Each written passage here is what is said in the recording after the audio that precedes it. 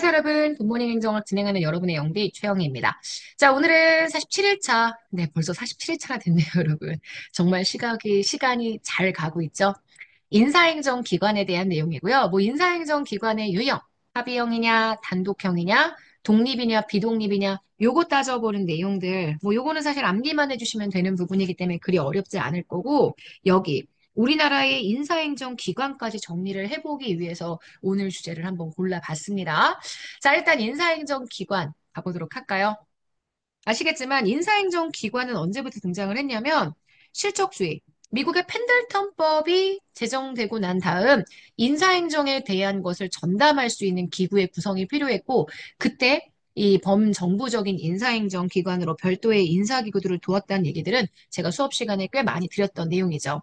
사실 이 인사행정 기구의 형태가 여러 명의 위원들이 합의해서 의사결정을 하느냐, 합의형, 아니면 혼자 단독으로 의사결정을 하느냐, 독임제의 단독형, 그리고 행정부로부터 독립되어 있느냐, 아니면 행정부로부터 독립되어 있지 않은 행정부처형이냐, 이렇게 해서 내용들을 구분하는 건 다들 알고 계시죠?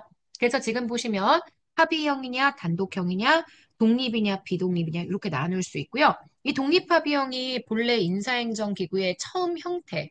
그래서 미국의 인사위원회나 영국의 인사위원회, 이런 데들이 독립합의형의 형태였고요. 과거 처음. 특히 미국의 연방인사위원회는 펜들턴법 시기에 나타났었던 인사행정 기구인 거 알고 있을 거고, 비독립합의형은 이것과 이것에, 지금 보시는 여기하고 여기에 절충형의 형태죠. 그래서 한국의 중앙인사위원회, 아시겠지만 김대중 정부 시절부터 노무현 정부 시절까지 있었던 이 중앙인사위원회가 비독립 합의형의 인사기구라는 것 알고 계실 거고, 지금의 지방자치단체의 인사위원회 역시 비독립 합의형의 형태이다. 요거 알고 있죠? 자, 그 다음 여기 최근의 인사행정기구는 대부분 이렇게 우리나라의 인사혁신처처럼 이런 형태를 띠고 있다라고 얘기했죠. 한국의 인사혁신처, 미국의 인사관리처, 영국의 내박사무처, 일본의 총무성 다 같은 맥락이라고 했고요. 제가 계속 수업 시간에 얘기했지만 만약에 인사행정기구가 전략적인 인적자원 관리를 해야 한다. 전략적인 인적자원 관리를 해주기 위해서는 그러면 조직의 전략을 짜는 과정에 들어가야 하고 그래서 정부 조직 부처 안에 독임제의 형태로 존재하는 게 유리하다. 그래서 비독립 단독형의 형태가 요새는 굉장히 보편적이라는 얘기도 했었습니다. 뭐 가능하면 여기 다 외워주시면 좋긴 좋은데요. 못 외우신다고 하면 일단 미국의 인사위원회 그리고 우리나라의 과거 중앙인사위원회 인사혁신처 이렇게 세 개의 기구라도 꼭 외워주셔야 합니다. 자, 그러면 우리나라의 인사행정 기관에 대한 얘기해 볼까요? 일단 중앙은 인사는 아시겠지만 5급 이상은 대통령이, 6급 이하는 장관이 임용을 합니다. 근데 그 임용도 임용 제청을 하면 임용하는 형태여서 인사에 대한 전반적인 권한은 인사혁신처가 가지고 있죠. 행정부의 중앙 인사행정기관이고요. 비독립 단독형의 인사기관입니다. 소청심사위원회는 인사권을 가지고 있는 기관 소속이어서 행정부는 무조건 인사혁신처고요.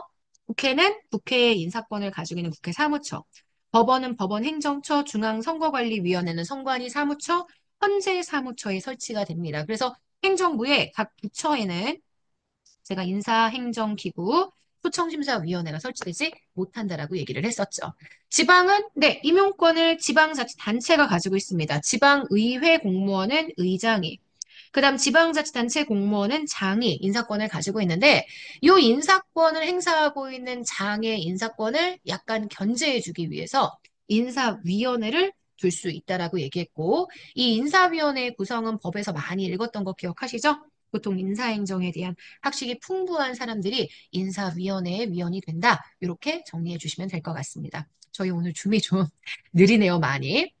자, 그래서 지금 보시면 소청심사위원회도 별도의 광역자치단체 소속으로 나타나게 되는 것 알고 있죠? 자, 그러면 요거에 관련된 내용 문제를 한번 정리해 보도록 하겠습니다. 자, 일단 1번입니다. 24년 국가직 9급에 출제가 되었던 내용이고 이 문제는 다 알죠? 네. 제가 지난주에 기출 모의고사에서도 한번 정리했던 내용이고요. 자, 경기도청 소속의 지방 공무원은 경기도소청심사위원회, 용인시청 소속의 지방 공무원 역시 경기도청, 경기도의 소청심사위원회, 소청심사위원회는 광역 단위로 설치된다는 거 기억해 주시고요. 자, 지방검찰청 소속의 공무원이면 인사혁신처 소청심사위원회에 가야죠. 물론 검사 같은 경우는 소청의 대상이 안 되는 굉장히 소청을 할 수가 없는 굉장히 예외적인 공무원이지만 일단 제가 이 표현이 틀렸다는 얘기는 되게 많이 드렸거든요. 법무부의 별도 소청심사위원회가 설정될 수가 없습니다. 무조건 행정부의 소청심사위원회는 인사혁신처 소속이기 때문에 이건 맞아요.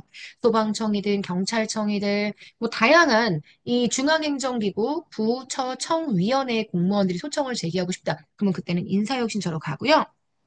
다만 예외적으로 교원의 경우에는 교육부의 별도의 교원소통심사위원회. 또 하나 보셔야 되는 게 군인사. 그러니까 군인이나 또는 군무원 이들에 대한 소청 절차는 별도 진행되어야 하기 때문에 법무부의 군인사 초청심사위원회가 별도 존재한다. 그래서 지금 보시는 국립대학교 소속의 교수라면 교원이잖아요. 자, 교원은 별도의 교육부 교원소청심사위원회에서 소청을 제기한다. 라고 얘기할 수 있습니다. 그래서 문제의 틀린 선지는 2번이고요. 자, 23년 국가직구급. 제가 이것도 수업 시간에 되게 많이 이야기를 했던 부분입니다. 지방공무원법상 인사위원회 위원으로 임명되거나 위촉될 수 없는 사람 이렇게 얘기를 하죠. 자, 그러면 지방의회 의원 안 되죠. 대부분은 인사에 대한 전문성을 가지고 있는 사람들이 임용이 된다고 얘기를 했습니다. 그래서 법관, 검사, 변호사 자격이 있는 사람, 공무원으로서 20년 이상 근속하고 퇴직한 사람, 초, 중, 고등학교 교장 또는 교감으로 재직한 사람, 이들 다 인사에 대한 학식이 풍부한 사람들이기 때문에 인사위원회의 위원이 될 수 있지만 지방의회 의원이나 또는 정당법상의 당원, 그리고 네, 임용 결격 사유가 있는 사람들은 지방공무원법에서 인사위원회의 위원이 될 수 없다라는 명문 규정이 있습니다. 자, 그래서 위촉될 수 없는 사람, 정답이 되는 건 1번입니다. 대부분 이 인사 관련된 내용들이 암기가 워낙 많다 보니까 여러분이 좀 까먹으시는 부분들이 많습니다. 내용 설명은 다 들었던 내용이고요. 그래서 암기를 제대로 할 수 있도록 까먹지 않도록 매일매일 확인한다고 생각하시고 굿모닝 행정학 집중해 주세요. 자, 우리는 내일 아침에 만나도록 하겠습니다. 오늘 하루 정말 여러분 거고요. 내일 아침에 만날게요. 여러분, 안녕.